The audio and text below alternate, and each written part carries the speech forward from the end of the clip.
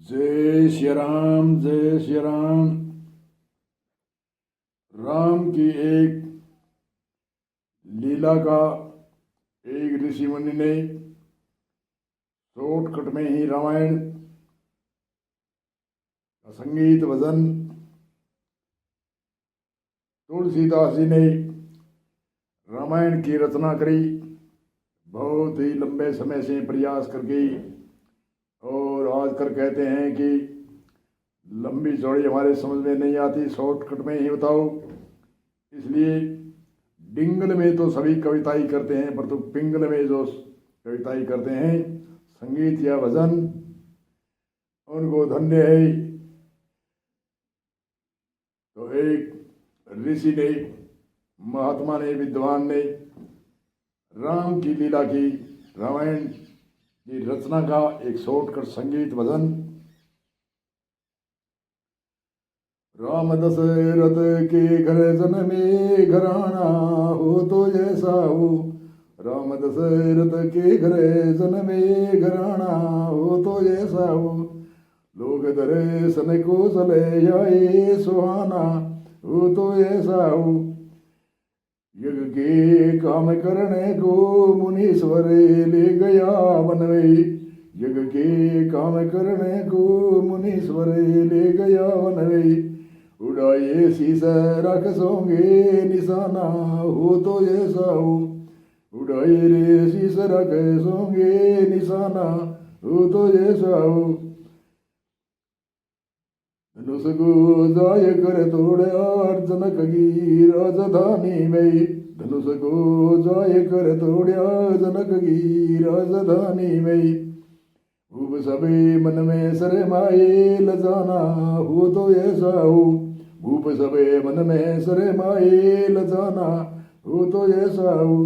राम दशरथ के घर जन्मे घराना हो तो ऐसा हो। पिता की मान के आज्ञा राम बने को चले सभी। पिता की मान के आज्ञा राम बने को चले सभी। मैं छोड़ा संग सीता जी ने जनाना हो तो ऐसा हो। मैं छोड़ा संग सीता जी ने जनाना हो तो ऐसा हो। राम दशरथ के घर जन्मे घराना हो तो ऐसा हो। या को ले गया रावण बना करे वेश जोगी गा। या को ले गया रावण बना करे वेश जोगी गा। कराया नाश सब अपना दीवाना हो तो ऐसा हो। कराया रे नाश सब अपना दीवाना हो तो ऐसा हो। प्रीत सुगेरी में से करके गिराया रे वाण से बाली। प्रीत सुगेरी में से करके गिराया वाण से वाली। दिलाई नार फिर उसकी यार ना हो तो ऐसी हो। दिलाई रे नार फिर उसकी मित्रता हो तो ऐसी हो। या की खबर लेने को गया रे हनुमान लंका में। या की खबर लेने को गया हनुमान लंका में। जला करे लंका को आया सियाना हो तो ऐसा हो।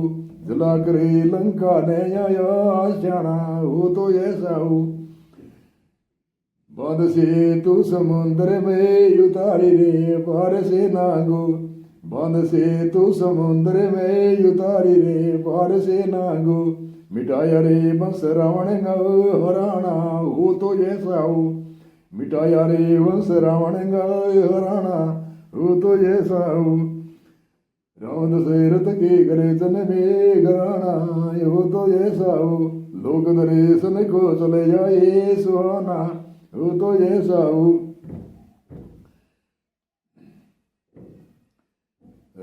राज्य देय भविक सन को अयोध्या रे लौट कर आए। राज्य देय भविक सन को अयोध्या लौट के आए। विवानंद मर्यादा निवाणी हो तो ऐसी हो। राम दशरथ के घर जन्मे घराना हो तो ऐसा हो। लोग दर्शन को चले जाए सुहाना हो तो ऐसा हो। एक संत ने, विद्वान ब्रह्मानंद जी ने, एक ऐसा शॉर्टकट में रामायण के रूप में एक भजन की प्रार्थना करी है। और तुलसीदास जी ने तो बहुत ही त्याग तपस्या करके रामायण में एक एक यदि अध्यात्म ज्ञान की, आत्मज्ञान, तत्व ज्ञान की और मर्यादा पुरुषोत्तम कहते हैं राम को, बाहर की भी मर्यादा, आंतरिक घट रामायण में समझाने वाले तो विद्वान ऋषि मुनि आजकल कम है, पर तो बाहर की रामचंद्र जी मर्यादा पुरुषोत्तम होने के कारण से अनेक तरह की मर्यादा बताते हैं। माता पिता के साथ में कैसे रहना चाहिए, मित्रों के साथ में कैसा रहना चाहिए, स्त्री के साथ में कैसे रहना चाहिए और भाई भाई के प्रति कैसा रहना चाहिए। तो मर्यादा की शैली बताते हैं और शासन की शैली, मर्यादा, नेम, श्याम, द्याम, दंड आदि से अपनी प्रजा को खुशहाल रखने के लिए मर्यादा राम ने रखी। और आजकल कथावाचक मर्यादा भी बताते हैं। और रामायण में तो कूट कूट कर, जैसे पीछे बताया था कि गीता में कृष्ण जी ने उपदेश दे करके हजारों बिना गिनती के उस समय भी भक्तों का उद्धार किया, मुमुक्षु जनों का उद्धार किया। और उन गीता उपदेश से आज भी सारे संसार में गीता है, न एक कोई पंथ की नहीं है, एक कोई मत पंथ संप्रदाय की नहीं है। गीता जन मानव सारे संसार के कल्याण के लिए ऐसा एक ज्ञान भरा है। ऐसे ही रामायण में भी सभी जन मानव के लिए ज्ञान की गरिमा है।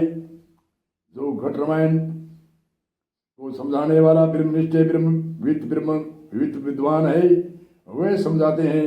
और आजकल तो 90% तो ऐसे है, ताड़ी पटका सांग पाठ ताम झाम नाटक चाटक से आदि से कथा करते हैं और सांग लाते हैं, पाठ लाते हैं, गान करते हैं, नचाते हैं, नाचते हैं, नचाते हैं, सांग पाठ ताम झाम आदि से कथा करते हैं। 10-5% ऐसे हैं जो विद्वान घट रामायण में को समझाने वाले हैं।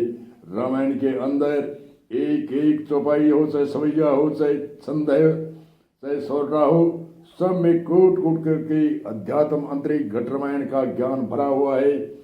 और लक्ष्मण ने वन में पहले तो बड़ा भाई होकर के वह साथ सेवा करने के लिए मानता था।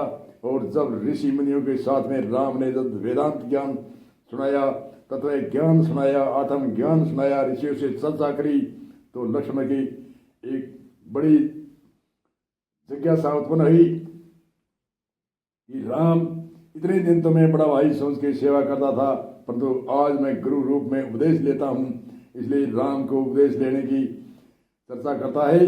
और राम लक्ष्मण को उपदेश दे करके उनको गुरु की भांति उपदेश देते हैं और लक्ष्मण शिष्य की भांति उपदेश सुनता है। ये रामायण में जगह जगह है, कूट कूट कर भरी हुई है।